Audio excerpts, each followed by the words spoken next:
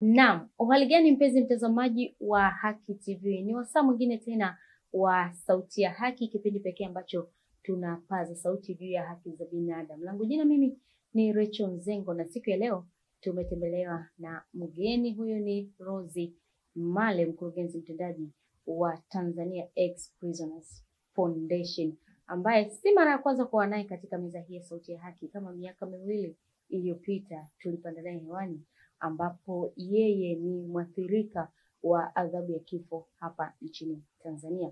Kwa hiyo tukiwa tunaelekea kwenye siku ya kupinga adhabu ya kifo duniani tarehe 10 ya mwezi wa 10 mwaka 2025, tumeona tuongee tena na Rose Male katika meza yetu ya Sauti ya Haki juu ya mambo mbalimbali ambayo yanatokea nchini hapa kuhusiana na adhabu hii ya kifo, ambapo wadau mbalimbali wanafanya kampeni na uchechemuzi wa kuikomesha na kuiondoa kabisa adhabu hii. Mzima kabisa wa afya. Hongera na mapambano. Asante, nashukuru.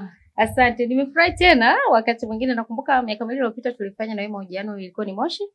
Lakini leo umefika kwenye meza ya Sauti ya Haki makao makuu Dar es Salaam. Karibu sana. Asante sana, nashukuru. Asante.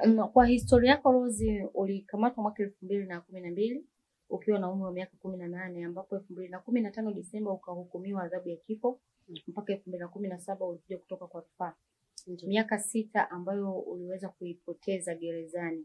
Katika umri wako huo mdogo, uliathiri vipi wewe na namna ambavyo uliipokea hiyo siku ya hukumu ya kifo?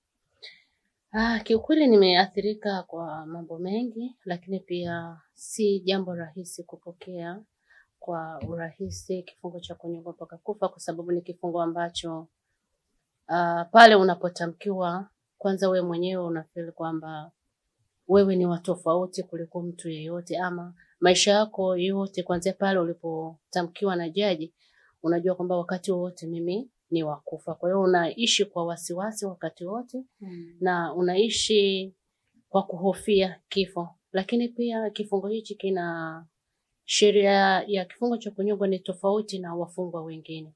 Kwa hiyo hata namna ambavyo unapokaa gerezani na ile treatment inakuwa ni tofauti na wafungwa wengine, jambo ambalo linaweza kukufanya kwamba wewe mwenyewe ukajiona kwamba wewe sio mtu wa kawaida.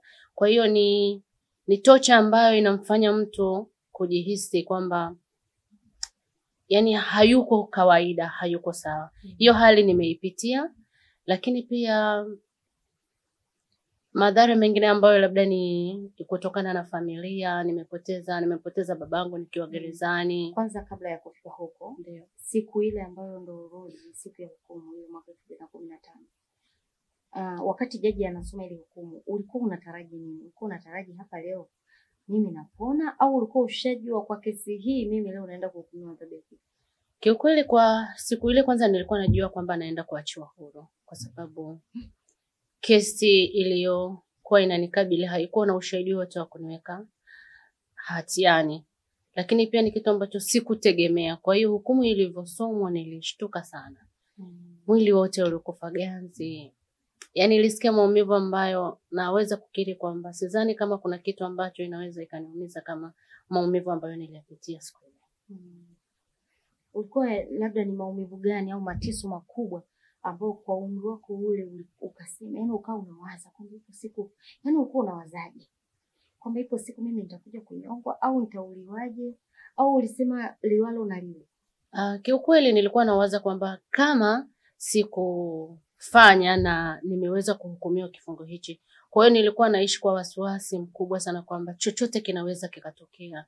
Kama mahakama ya jaji mmoja imeona kwamba nina hatia na kitu ambacho sijafanya, hakuna ushahidi wowote ambao unaonyesha kwamba nimehusika na tukio, lakini mahakama ikanitia hatiani. Kwa hiyo nilikuwa naishi kwenye wasiwasi mkubwa, na baada ya hapo kiukweli sikuwa na uhakika kwamba hata nikikata rufaa naweza nikatoka. Nilikuwa naishi kwa wasiwasi wakati wote, lakini nilikuwa wakati mwingine ulikuwa nafikiria kwamba hivi rais akisaini ni nyongwe. Kwa hiyo kuna yani wakati wote unaishi kwa wasiwasi, kwa hofu, kwa kuhofia kwamba naweza nikanyongwa wakati wote. Hapo umesema kwamba hakukuwa na ushahidi wa kutosha kwamba umeua, lakini ukahukumiwa. Unadhani nini kilisababisha ushahidi haujaonekana lakini Rose kahukumiwa? Ni kuna pengo gani hapo katikati? Maana labda kuna wengine hii leo Rose wapo kule wanalia kama wewe. Ni kweli katika mifumo yetu ya utoaji wa haki kuna gap kubwa sana ambayo hata leo wadau mbalimbali tunapiga kelele, tunapaza sauti. Kuna gap ya majaji ama mahakimu ama waendesha mashtaka kuanzia mistake mimi naweza kusema ni kuanzia upelelezi, ukamataji, upelelezi mpaka utoaji haki nikimaanisha kwa mahakamani. Kuna gap kubwa sana. Lakini pia nikiri kwamba kwenye mahakama zetu kuna rushwa imetawala, na hii sisemi mimi, hata tume aliyounda mama Mheshimiwa Rais Samia kwenye ripoti yao walisema katika mifumo ambayo ilitupiwa lawama kutokana na malalamiko mengi ya jamii na wadau mbalimbali ilikuwa ni mifumo ya utoaji haki. Kwa hiyo kuna gap kubwa sana kwenye mifumo yetu na inapaswa kufanywa marekebisho kwa sababu ni wengi ambao hawajasikika, ni wengi ambao hawajafikiwa, ni wachache kama mimi ambaye naweza nikasema kwamba story kama ya kwangu ambayo imefahamika, lakini je, ni wangapi ambao hawajazungumziwa, hawajafikiwa, wamekosa haki na bado wako magerezani. Kwa muda wa miaka 6 nilikuwa gerezani, nimeona kwamba asilimia kubwa ndani ya magereza hawana hatia. Lakini kwa sababu tu jamii yetu ya Kitanzania hatujui sheria, tunakosa watu wa kuwatetea, imewapelekea watu wengi kufungwa na kukaa gerezani muda mrefu. Ulikuwa huenda ni mdogo labda kuliko wote. Je, kwa rika lako la miaka 18, kwa uzoefu kulikuwa na mabinti wengine kama wewe kwa upande wa wanawake sasa, au wengine ni wakubwa tu wote? Kwa muda niliokaa gerezani walikuwa wanaingia mabinti wa miaka 18, 19, 20, lakini kwa kesi tofauti. Kesi ya mauaji kukuta mabinti wadogo inakuwa ni mara chache sana. Labda wao wamehusishwa na labda kesi za abortion. Sasa hivyo yes, kwa mabinti. Lakini sio asilimia kubwa ni kina mama, watu wazima tu. Ni changamoto zipi ambazo wanawake wa kule gerezani labda wa hiyo adhabu ya kifo wanakumbana nazo ni tofauti na za wanaume? Yaani ambazo ni za kipekee. Utofauti wa wanawake na wanaume wa kifungo cha kunyongwa kwamba kwanza tunakubaliana kwamba mwanamke kwenye jamii yeye ni tegemeo kubwa, tukizungumzia hasa watoto. Mwanamke anapokuwa gerezani anawaza kesi kifungo anachokuwa nacho, lakini pia bado anakaa kwamba watoto wangu wanapitia hali gani.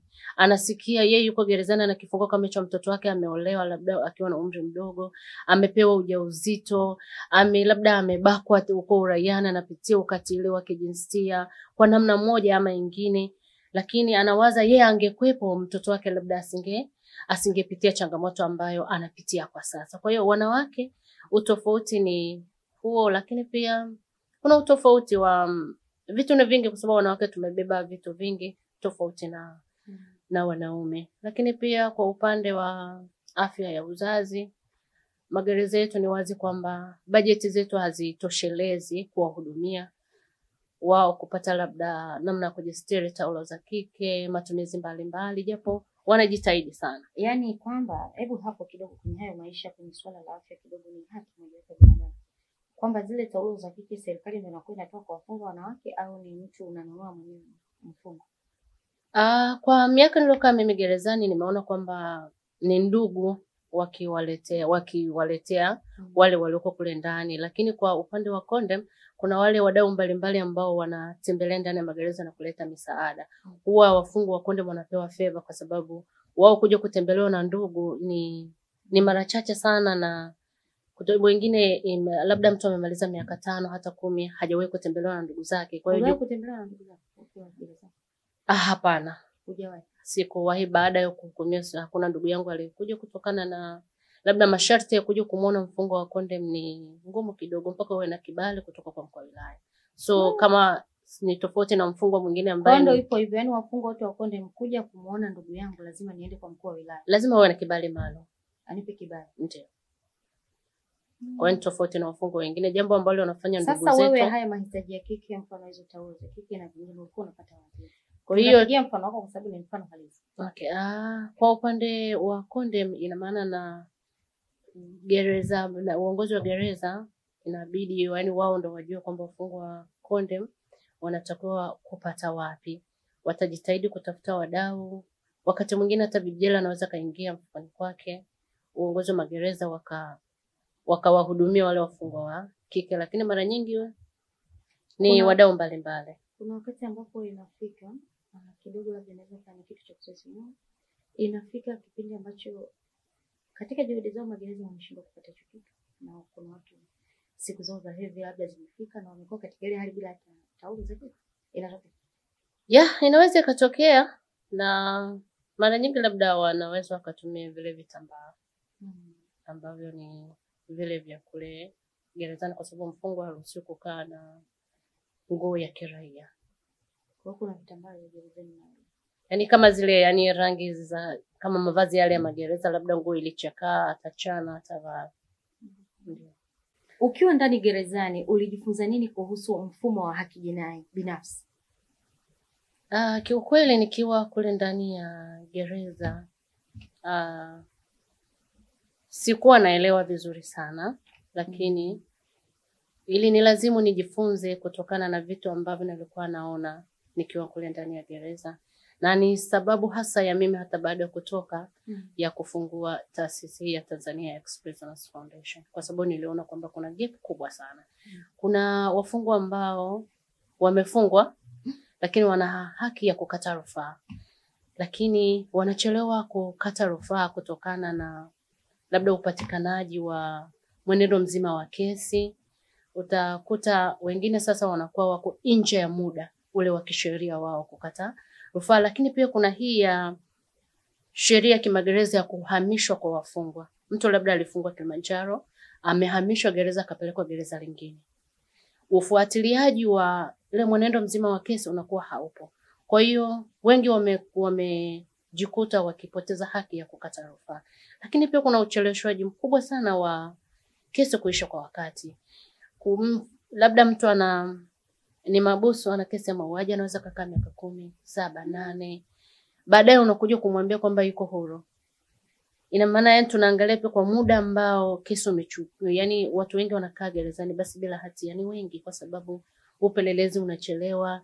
Upelelezi unaweza kukamilika lakini kesi mahakamani pia zinachelewa. Hukumu hazitolewi kwa wakati. Mfano kama mimi, kesi yangu imesikilizwa 2014. Desemba ndo ikafungwa, nikawa nasubiria hukumu. Lakini nimekaa kuanzia Desemba 2014 mpaka Desemba 2015 nikisubiria tu hukumu. Sasa ni wangapi ambao wako ndani ya magereza wanapitia hali kama ya kwangu? Kwa hiyo mwaka mzima ulikaa ukisubiri hukumu? Ndio. Shida ilikuwa ni nini? Sikujua shida ilikuwa ni nini, maana kesi ilisikilizwa tukafika mwisho, nikamwambia utaletewa tarehe ya kusikiliza hukumu. Baada ya hapo sikuwa nimepata tarehe ya hukumu mpaka nilipolalamika. Waliingia viongozi wa serikali ndani ya magereza, akiwemo jaji mkuu, jaji mwandamizi wa kule Kilimanjaro. Nikalalamika. Siku ambayo mimi nimelalamika nakumbuka ilikuwa siku ya Jumatano. Nililalamika Jumatano, Alhamisi nikaletewa tarehe, Ijumaa nikahukumiwa. Kwa hiyo ulilalamika Jumatano kwamba mpaka leo hukumu yangu haijasomwa. Ijumaa ukahukumiwa. Ndio adhabu ya kifo. Ndio adhabu ya kifo. Kwa hiyo hata kuna wakati unaweza ukaangalia hukumu yangu ukaona kwamba labda yule jaji alikasirika au alihukumu kwa hasira. Kwa hiyo sasa kwa hiyo kuna watu ambao wanakosa haki ni wengi ndani ya magereza yetu. Kwa kukosa watu wa kuwatetea, watu wa kuwaelekeza ni wengi sana.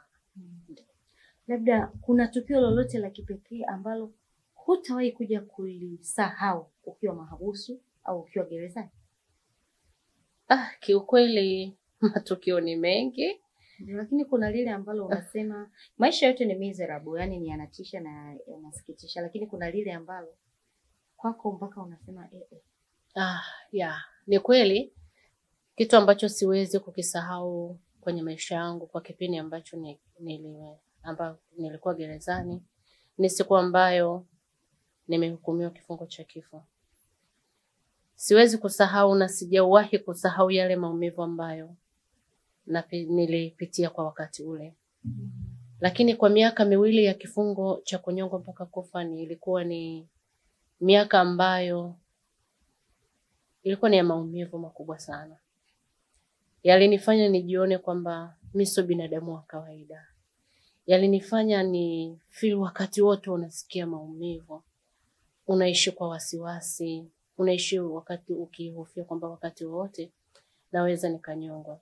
Siwezi kusahau, lakini tukio lingine ambalo siwezi kusahau ni siku ambayo nikiwa mabusu walikuja kunitembelea ndugu zangu, alafu hawajui sheria ya magereza kwamba hauruhusiwi kumpa ndugu yako mkono.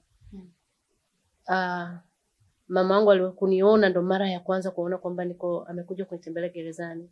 Hapo ukiwa bado gereza la Arusha? Yes, Kilimanjaro. Ile anataka kunipa mkono kwamba hauruhusiwi.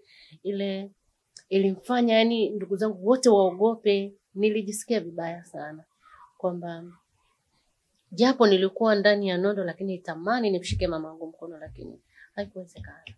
Kwa hiyo matukio ni mengi lakini kuna mengine ambayo yanaumiza zaidi.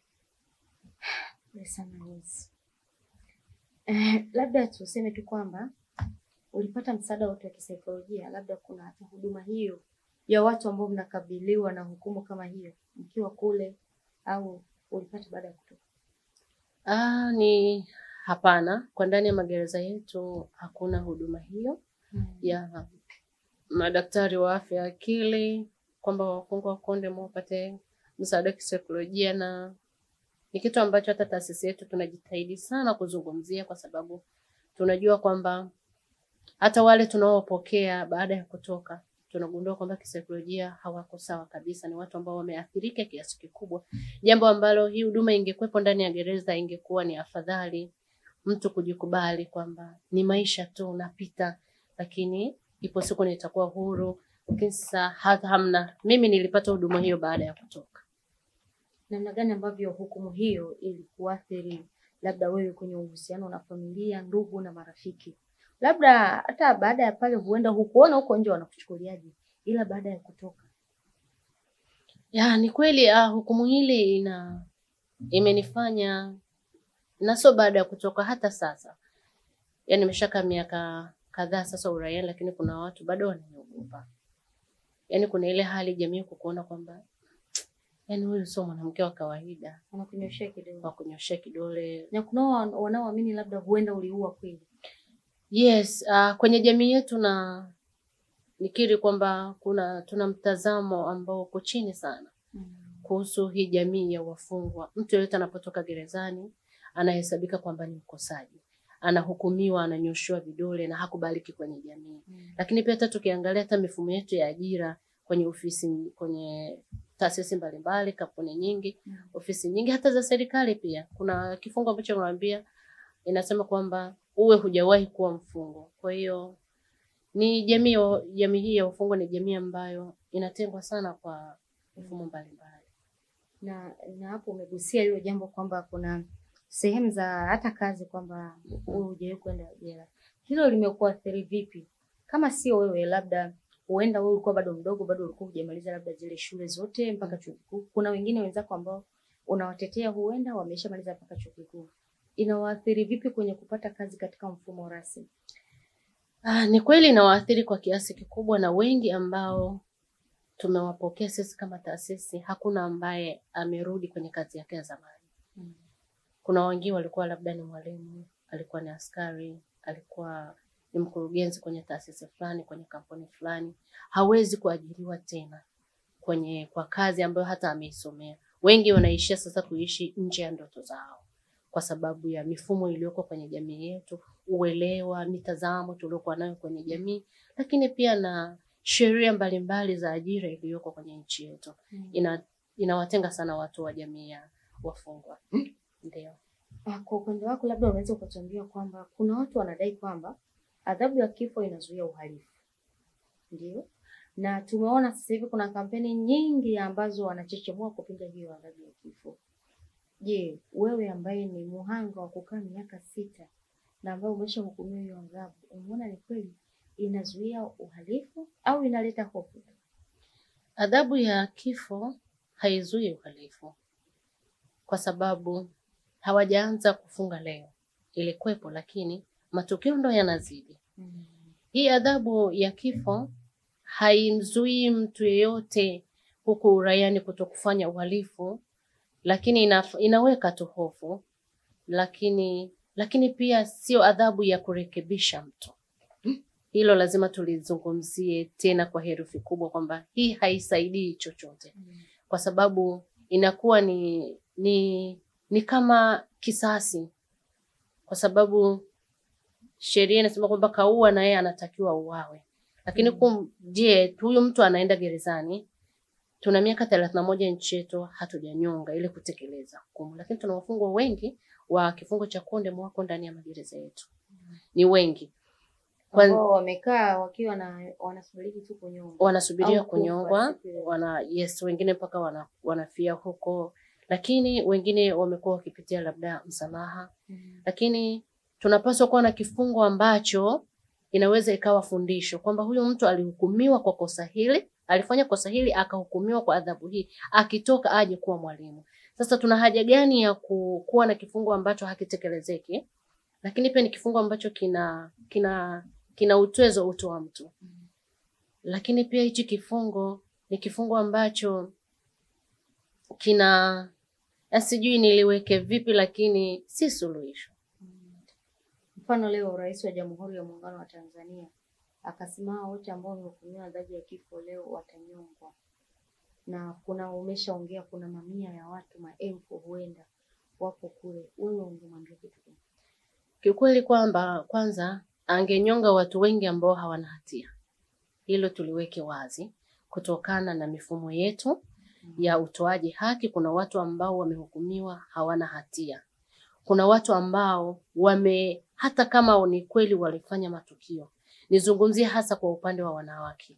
Kuna wanawake ambao wamefanya matukio mauaji kwa sababu hakuna mwanamke ambaye yuko ndani ya gereza amefanya mauaji kwa sababu ya ujambazi. Hakuna. Wote kesi ya wanawake wengi ni kutokana na ukatili wa kijinsia ambao wamefanya labda kutokana na mateso waliopitia kwenye mahusiano, kwenye ndoa, labda kumuua mume wake, wivu wa mapenzi. Wanawake, mauaji mengi ya wanawake, kesi nyingi za wanawake ziko hivyo. Kwa hiyo wengine labda kulazimishwa kuolewa akiwa bado ni mdogo. Wengine kulazimishwa, tuna utamaduni kwenye nchi yetu kwamba unalazimishwa kuolewa kwa mtu ambaye humpendi. Kwa hiyo imepelekea wanawake wengi kujikuta wamefanya matukio na kwenda gerezani. Kwa hiyo tunapozungumzia kifungo hichi tuangalie pia kwamba rais anaweza akasaini akanyonga, lakini atanyonga watu wengi ambao hawana hatia. Na hili liko wazi, na hata jamii yetu inaelewa kwamba wengi wanaofungwa ni masikini na sio watu wenye pesa. Kabisa. Asilimia nyingi ya wafungwa waliofungwa kifungo hichi, ukifuatilia kiundani, ni wale ambao hawana uwezo kabisa, ni masikini. Asilimia kubwa ya wafungwa walioko gerezani adhabu ya kifo ni masikini. Kabisa. Rose, asante. Uliongelea kuhusu namna gani ambavyo ulikuja kuonekana huna hatia. Na hili limenikumbusha kuhusu mambo ya upelelezi, na ambacho kitu umekigusia si kwa undani wake. Kwenye swala la upelelezi mpaka Rose Male akaonekana hana hatia baada ya kukata rufaa. Unaliongeleaje? Kwa sababu wewe mwenyewe umesema kuna wengi ambao wapo ndani hawana hatia. Unalipi la kusema juu ya mfumo wa upelelezi hapa nchini Tanzania? Kwa sababu tuna watu wengi ambao hawana hatia ndani. Mimi ningependa kuzungumzia kwa upande huu wa upelelezi kwamba jeshi letu la polisi linapaswa kukaa chini na kuja na mfumo mpya wa kufanya kazi zao vizuri. Lakini pia tunaangalia kwa nini tunakuwa na watu ambao wanafanya upelelezi kwa kiwango cha chini. Shida ni nini? Kwa nini kunakuwa na rushwa? Lazima tuangalie. Kwa hiyo chanzo cha hivi vitu ni nini? Je, wanalipa mshahara mzuri? Wana maisha gani? Maana kama kuna askari ambaye ana maisha mazuri, uwezo ukamkuta anachukua rushwa. Yaani kuna vitu ambavyo vinakuja kuathiri jamii, lakini chanzo ni nini? Wana maisha gani? Polisi wetu wa jeshi la polisi wanapewa kipaumbele? mishahara inatosheleza maisha yao, jambo ambalo wana vifaa vya kutosha vya kwenda kufanya upelelezi. Leo anatakiwa kwenda eneo la tukio, anaenda na nini kwa muda ule mpaka gari itoke wapi? Je, tuna vifaa ambavyo vitendea kazi vya kutosha? Kwa wakati mwingine tunaweza tukawa tunanyosha vidole kwa hawa wapelelezi, lakini wanawezeshwa vipi wao kufanya kazi zao kwa umakini? Lakini pia hapo pamoja na kwamba inaweza ikawa ni kasoro, wao ni jukumu lao kufanya kazi vizuri tena kwa weledi, kwa sababu tunazungumzia maisha ya mtu, tunazungumzia uhai wa mtu, tunazungumzia uhuru wa mtu. Kwamba umefanya kazi kwa uzembe, ameenda gerezani, amefungwa, hujafanya kazi vizuri. Tukumbuke kwamba yule mtu haathiriki yeye peke yake. Alikuwa ni baba, alikuwa ni mama, alikuwa ni mtoto ambaye kesho angekuwa tegemeo la familia yake. Kwa hiyo kwenda kufanya kazi kwa uzembe na kusababisha mtu akaenda kufungwa gerezani, ile athari haishi kwa yule mtu tu peke yake, pamoja na jamii ambayo ilikuwa inamzunguka, pamoja na familia ambayo imemzunguka. Leo ndani ya jamii yetu tuna watoto wa kiume wangapi au tuna vijana wangapi ambao waliingia kwenye dawa za kulevya baada ya wazazi wao kwa gerezani? Tuna mabinti wangapi ambao wameingia ndoa za utotoni kwa sababu wazazi wao wako gerezani? Alafu baada ya miaka 17 unamwambia yule mzazi hakuwa na hatia. Ile madhara tunaifidia vipi? Ama hautuangalii yale matokeo ya wao kufanya kazi bila weledi. Kwa hiyo tunapozungumzia suala la upelelezi na tuko serious kwamba tunatamani mfumo huu uende tuwe kama nchi ambazo zinaendelea, kwamba upelelezi unafanywa ndio mtu anakamatwa. Lakini leo tunafanya upelelezi unakamilika, mtu anaonekana hakuwa na hatia baada ya miaka kadhaa. Je, tuna wangapi ambao tunabeba lawama ya watu wangapi ambao wako ndani ya magereza? Ni maisha ya familia wangapi ambao tumeharibu kwa kuwapeleka wale ambao walikuwa tegemezi kwao ndani ya magereza? Kweli hilo ni swali, lakini maelezo. Rozi, bado nina dukuduku juu ya kusema kauli hii uliyosema kwamba wengi waliopo gerezani waliohukumiwa adhabu hii ya kifo ni maskini kuliko matajiri. Kwa ulivyokaa umeona, najua na hali zao, huenda una uzoefu, umewaona, unaona hali zao, mnaulizana umetoka kijiji gani, si ndio? Kwa unapoongelea hapa sasa ni kwamba maskini ndio wanaotenda makosa yanayohukumiwa adhabu ya kifo, matajiri hawafanyi, au kuna gepu gani hapa? Gepu hapa ni kwamba huyu mtu angekuwa na uwezo, angemweka mwakili mzuri wa kumtetea. Na angepata haki yake kwa wakati. Kuna mtu ambaye ana uwezo, akipata kesi kama hii kwa mazingira yoyote, ana uwezo akamweka wakili mzuri, hata mawakili 2 watatu wakampambania wakatoka. Lakini huyo sasa hana uwezo wa kuweka wakili, atawekewa na wakili na serikali kwa sababu ni kesi ya jamhuri. Yule wakili unayepewa na jamhuri, hata wao wenyewe wanaweka wazi. Nadhani tunafuatilia kwenye mitandao ya kijamii kwamba tunapewa vihela vidogo. Kumbuka ana kesi yenye hela nzuri. Hii ya kuja kupewa viposho, swala la maslahi. Kwa hiyo mtu anaangalia, yani hawawatetei kama inavyopaswa. Yani hatumii nguvu zaidi sana, atakwambia tukiri. Yani hawataki kutumia nguvu wale mawakili wa serikali. Ukiri kwamba umeua au wanakurahisishia tu, kwamba ndio maana wengi wakienda kwenye rufaa wanashinda. Kama Rozi alivyoshinda. Ukipewa nafasi ya kuzungumza bungeni leo, kwanza nakuona unastahili hata kupaza sauti huko. Ungeongea hoja gani dhidi ya adhabu ya kifo hapa Tanzania? Mimi kwa upande wangu ningesema kwamba adhabu hii ya kifo iondolewe. Si kwa sababu tu inatweza utu wa mtu, hapana, lakini pia si kifungo ambacho kinarekebisha jamii yetu. Tunatakiwa tuje na tupate mbadala wa kifungo hichi. Kwa sababu nia si adhabu. Nia ni kumfundisha aje kuwa mwalimu kwa wengine. Sasa unapomweka kifungo hichi anakaa mpaka anakuwa mzee, akitoka anakuwa tegemezi tena kwenye jamii. Anatakiwa atoke akiwa na nguvu, amejifunza, na anatakiwa kuja kuielimisha jamii na kufundisha jamii kwa vitendo, kwamba vitendo hivi havipaswi kufanyika. Asante mpenzi wa mtazamaji wa Haki TV, tukiwa tunaelekea tamati, zikibaki dakika chache tupo hapa na Rozi Male. Huyu ni mwathirika wa adhabu ya kifo aliyekaa gerezani miaka 6, na hapa tunaendelea kujadili juu ya mada, je, adhabu ya kifo inazuia uhalifu? Endelea kutufuatilia. Simulizi ya kwanza kuhusu historia ya Rose kuhukumiwa adhabu ya kifo ipo katika channel yetu ya Haki TV, unaweza ukaisearch pale ukaangalia. Leo ni sehemu nyingine tena. Rose, hatukiwa tunaelekea tamati. Unaona sasa adhabu ya kifo hapa nchini Tanzania, tufanye kitu gani? Tunapaswa kuiondoa adhabu ya kifo na tuja na adhabu mbadala ya matukio haya labda ya mauaji. Ndio. Ukitazama kizazi cha leo, cha vijana wa leo, unaona adhabu ya kifo inawafundisha au inawajaza hofu au hawaijali, yani they don't care kwamba ipo? Kwa sababu hawajawahi kushuhudia. Unajua wafungwa wa kifungo hicho wanakaa gerezani. Jamii haijawahi kushuhudia impact ya hii kifungo. Kitu kingine ambacho ningependa kuambia jamii ya Tanzania ni kwamba jamii hii ya wafungwa wametoka kwenye jamii zetu. Ni kaka zetu, ni baba zetu, ni dada zetu, ni mama zetu. Wanapotoka kule wamepata sasa neema ya kutoka. Tuwapokee vizuri. Sisi jamii tusiwe sababu ya wao kurudi tena gerezani, kwa sababu mimi naamini kwamba kila mmoja wetu anaweza kuwa mfungwa kesho. Maisha hayana formula. Asante.